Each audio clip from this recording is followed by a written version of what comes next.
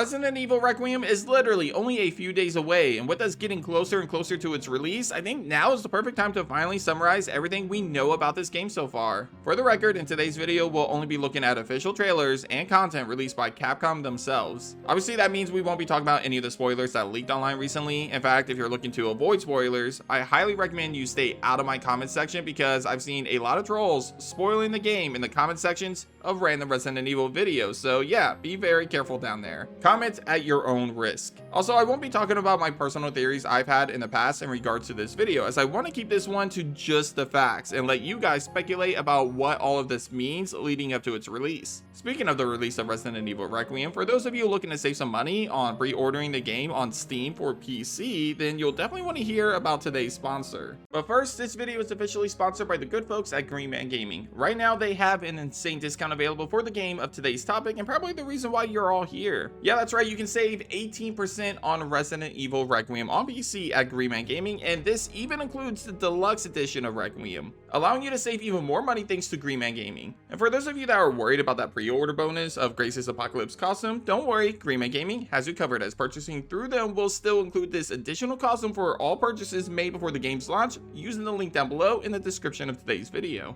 And the funnest savings don't stop there. As a major fan of all survival horror games, and if you're anything like me, you'll be happy to know that you can pick up all sorts of upcoming and officially released PC games via the link in the description as well. Games like Fatal Frame 2 Remake, Reanimal, and many more are all available at a discounted price, saving you money and supporting this channel at the same time. So what are you waiting for? Save big and use the link in the description to purchase Resident Evil Requiem and any other game at a discounted price today with Green Man Gaming. Now back to today's video. Okay, so Resident Evil Requiem revolves around two main protagonists, Leon S. Kennedy and Grace Ashcroft. Because of her inexperience, Grace's playable sections of the game will focus on survival horror, highlighting her anxiety and fear throughout the entire game. Unlike Leon, she'll need to rely heavily on stealth and avoiding combat when possible. Leon, on the other hand, has decades of combat experience against BOWs, giving him a much bigger arsenal than Grace. For that reason, Leon's playable sections will feel more like action horror, similar to what we saw in RE4 Remake. He'll have melee skills, a tomahawk axe, and plenty of guns to use to his advantage. Basically, you'll have to rely on limited resources, inventory management, and stealth as Grace, whereas Leon will literally just kill everything in his path. We'll talk more about the gameplay elements that we know about with Requiem so far, but first let's focus on everything we know about the plot of the game based on the trailers we've seen so far. Now, Grace's story appears to begin about 8 years prior to the events of Requiem. It's here we are introduced to another returning protagonist, Alyssa Ashcroft, a reporter and survivor of the Raccoon City incident, just like Leon. Unfortunately, her return is short-lived as Alyssa appears to be murdered by a hooded man in Rinwood Hotel. Before her death, Alyssa appears to hide something relating to her murder behind a portrait in the main lobby. 8 years later, Grace, now an FBI analyst, is still suffering from the trauma of watching her mother die right before her. Her current investigation appears to be connected to a string of mysterious deaths caused by some sort of infection in which every single victim is a survivor of the Raccoon City incident. Her superior, Nathan Dempsey, informs Grace of another body and tells her that unfortunately the location of this victim is Rinwood Hotel, the same place where her mother died. He sends her there to investigate the body.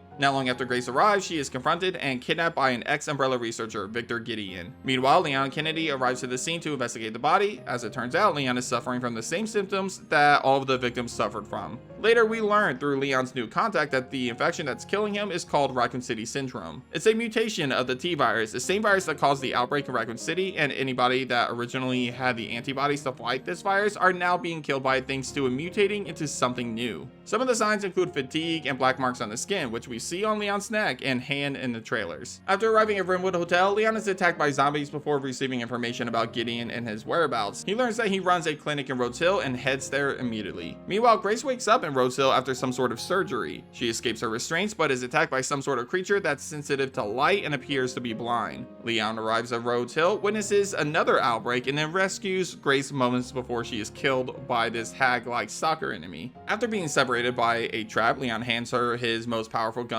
called the Requiem, before the two go their separate ways, looking for a way out. Leon at some point ends up in the attic and fights off against a giant fat zombie. Meanwhile, Grace sneaks around multiple zombies, with each one having unique personalities. Unlike previous zombies in Resident Evil games, these monsters appear to have unique characteristics that connect to their formal selves. For example, you'll come across a chef cooking or a maid cleaning. It's a creepy ass feature that ultimately makes these zombies more unique than any other zombie we've encountered in this series thus far. Grace also finds some sort of device that can harness their blood and be used to craft additional resources, including some sort of injector that instantly kills any zombie stabbed with it. Speaking of which, these zombies can mutate if their bodies are not disposed of in certain ways. One such way is this injector, which completely destroys the entire body, preventing it from mutating later on. However, if you don't do this, it could result in these zombies mutating into something called blister heads, which are more powerful and are faster zombies that are much harder to put down. This is a feature that was introduced back in Resident Evil Remake with Crimson Heads. Now, there's not much more to talk about when it comes to Grace. We know she meets a young blind girl called Emily in Rhodes Hill at some point. We don't know anything about this girl outside of her name though. We also learn more about why Gideon kidnapped Grace. Apparently, Grace is the key to setting Elpis free, something that we know nothing about. This really isn't a theory, so I guess I can talk about this real quick, but in terms of Elpis, the term itself comes from Greek mythology relating to Pandora's box. Apparently, after everything was released into the world, when the box was open, only one thing stayed inside of the box: Elpis, aka the goddess of hope. Outside of that, we really don't know anything about Elpis, and honestly, anything that I say outside of what I just said will be theory territory, and I've already covered that a lot already. However, Gideon says that Grace is the key to setting Elpis free, and when Grace asks why her, he says it's because his master made her who she is. Pretty ambiguous, which could mean a ton of different things. But I'll just let you guys speculate on that one. Instead, the important word here is master, which confirms that Gideon appears to be working for someone else. Who that person is, we'll just have to wait and see, but there's plenty of possibilities and theories around this master of his, just saying. Anyway, this pretty much concludes everything we know about Grace in terms of the plot. Looking over at Leon, there's actually not much we know about his role in Requiem outside of a few key details. As mentioned earlier, he's investigating Rinwood and later Rhodes Hill in search of a solution for Raccoon City Syndrome. We hear his contacts say that they are running out of time, which we can assume that this is in relation to Leon's infection. We know that Leon learns about the existence of Elpis and Rhodes Hill, that Grace is somehow connected to it, and that Gideon was involved with its research to some degree. We also see Leon helping Grace at multiple points throughout the story. For example, we see him sniping to protect Grace from a balcony here after a chopper crash landed in Rhodes Hill somewhere, and later we see him helping her out of some sort of corpse disposal area. Anyways, eventually we know Leon learns something about Elpis or Gideon or something that leads him to heading to the ruins of Raccoon City. In the clips, we see him arriving in the Porsche before eventually opening the doors of the RPD station where his story originally began. So yeah, this is pretty much everything we know about the plot of Requiem. Now for everything we know about the gameplay side of things. First off, Resident Evil Requiem is the first game of the series to feature two separate perspectives that can be switched throughout the game at launch. You can play the entire game in first person or third person. You can even use the settings to specifically say which character and what perspective throughout the game you want to play as. With that being said, Capcom recommends that Grace should be played in first person and Leon should be played in third person. Starting with Grace, her gameplay will revolve around survival horror mechanics. Essentially, think RE7. She'll have less resources, weapons, and skills to combat the enemies in the game, and for that reason, she'll need to avoid combat as much as possible and use stealth when available. She'll also have a crafting system using the blood she collects throughout the game. With this, she can craft bullets, injectors that instantly kill zombies and prevent blister heads, and even healing items. Blister heads are mutated zombies that appear in both Leon's and Grace's sections in the game. However, it appears only Grace can prevent the mutation via the injector, since she's the only one that's able to craft the injectors with the blood. Grace can locate and pick up antique coins. These coins can be used to unlock additional resources to help her throughout the game. Also, these coins are not available to Leon, but we do see some sort of currency that's available in the trailers for Leon to use, although we don't know what this is for yet, as Nakanishi already confirmed that there is no merchant in the game. Grace also has very limited inventory space, starting with only 8 slots. However, she also has an inventory box, like survival horror entries of the series before Requiem, in which she can store her resources in and make room for other items throughout the game. Apparently, Grace's sections will feature puzzles as well, although we've only seen one quick glimpse of a puzzle in the trailer so far. And finally, there are 3 different difficulties at launch: Casual, Standard Modern, and Standard Classic. The latter difficulty will force Grace to find ink ribbons and save her game on a typewriter. However, this is only for Grace's sections in the game. As for Leon, his gameplay will revolve around action horror mechanics. Essentially, think Resident Evil 4 Remake. Because of his experience, Leon will have all sorts of skills, weapons, and resources to take down the enemies. First, the melee skills from Resident Evil 4 Remake make their return here. Leon can stun enemies and then use commands to perform melee attacks against them. Something really cool this time around though is how Leon uses the environment around him to execute these commands. For example, kick an enemy near a wall and he'll be pinned against that wall, or potentially Leon can even smash his head in. He also has a counter skill which allows him to get some devastating attacks in against enemies. We've seen 2 examples of this in the trailer so far, one with a handgun and one with a shotgun.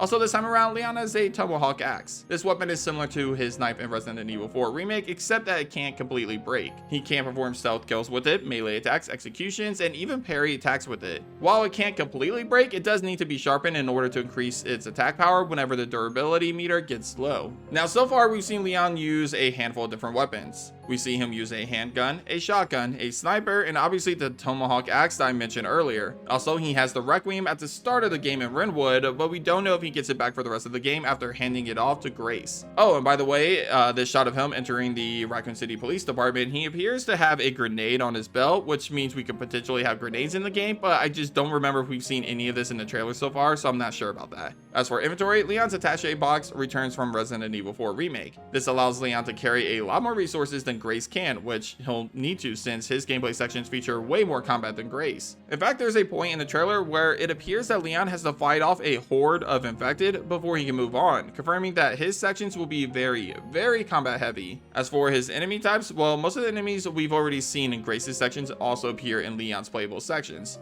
Blister heads, regular zombies, and even that fat zombie appears in both areas. However, I imagine only Leon will have the resources to put down most of these creatures. Now, there is one new enemy type that we only see in Leon's section, and one enemy type that we actually don't see at all in Leon's section so far. First off, this monster right here. It looks like you have to shoot off all the weak spots on this creature to kill it, and as far as I know, we don't see this creature in any of the Grace's sections in the trailer so far. Also, there's the Hag. We've only seen playable sections with this creature in Grace's sections of the game. One in the stealth section with Grace, which was the public demo, and the other was the quick shot of her shooting it with the Requiem. Nothing from Leon based on the trailers. But yeah, that's about everything we know about Resident Evil Requiem in terms of the plot and the gameplay. Obviously, there's a ton of other information that we can assume or form theories around, like who the comms person is, what his elf is, and who does Gideon work for. But since I wanted this video to focus on the facts, I'll leave all of that to your own imagination. If you do want to hear my thoughts on stuff like that, you can watch my theory on Raccoon City Syndrome or watch my most recent trailer breakdown. Otherwise, you'll just have to hold out until Requiem releases on February 27th later this week. One note of caution to you guys though before you go. Obviously, spoilers are everywhere and it's becoming extremely difficult to avoid spoilers right now. If you manage to avoid them so far, that's great, especially considering the fact that you're risking it all by watching this video right now on YouTube, and YouTube is one of the most dangerous places right now outside of Twitter. That being said, there's a few precautions you can take. Don't read the comments on any Resident Evil video. Trust me, that kills me to say this because I love hearing your thoughts in the comments. However, if you're trying to avoid spoilers, I don't recommend it. Also, bookmark your favorite YouTuber's homepage. This way you don't see the recommended feed and you can be taken straight to pages like mine or your other favorite creators without being spoiled. And finally, stay off of Twitter and most social media platforms as much as possible. Again, this sounds awful to say since you're watching this video here on YouTube, but even with the method I just mentioned above, there's no guarantee that you'll remain spoiler free this way. The only way to guarantee you don't get spoiled is to just stay off YouTube, Twitter, especially Twitter, and any other social media platform until the game releases later this week. But anyways, with that out of the way, don't forget to get your discount on Resident Evil Requiem by using the link in the description. Thanks to Green Man Gaming for sponsoring this video, and thanks to all of you for watching this video. Be sure to like, subscribe, and hit that bell icon to stay notified on all survival horror goodness. But as always, I'll see you guys on the next episode of Nerdspace Games. Take care.